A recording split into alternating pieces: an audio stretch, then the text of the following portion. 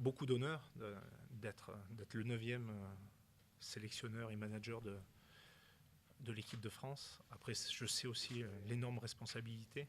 Et puis, on sait ô combien l'équipe de France, c'est important dans le cœur des Français. Quand on mobilise pratiquement 18 millions de téléspectateurs un samedi ou un dimanche à 10h du matin, ça veut dire que le rugby français est rentré dans une nouvelle catégorie. Il va falloir que je sois aussi le garant de certaines valeurs, parce que le rugby reste un sport d'humilité, reste un sport de combat, reste un sport de partage. Et très souvent, on est dans l'individualisme à outrance. Et donc, il va falloir essayer d'être le plus professionnel possible. On va avoir très très peu de temps avant le match France-Italie. Et donc, ça ne sert à rien d'avoir 10 entraîneurs si tu as que 6 séances d'entraînement au maximum avant le premier match. Donc, d'essayer d'être cohérent, d'avoir un message qui n'est pas dilué au niveau des joueurs. Par contre, avec des spécialistes, avec énormément de compétences, avec Yannick Bru du Stade Toulousain, des titres de champion de France, de champion d'Europe.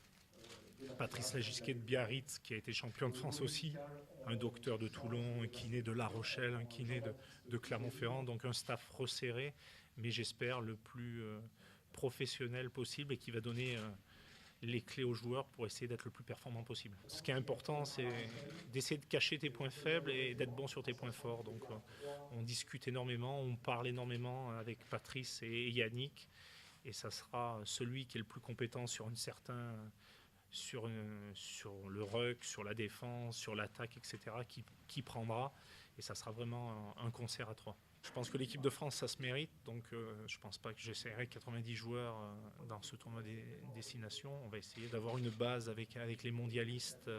Après, automatiquement, on a aussi des joueurs en forme, on a des jeunes joueurs avec talent qui ont fait un très très bon début de saison dans le top 14, donc on va essayer de faire une osmose la plus intelligente possible pour avoir une équipe compétitive et une équipe surtout bien structurée. Pour moi, manager, surtout, c'est avec les joueurs. C'est important, c'est d'être le garant du message qu'on va mettre en place avec les joueurs. On va se rencontrer, on va voir comment on veut vivre, comment on veut jouer, qu'est-ce qu'on veut faire.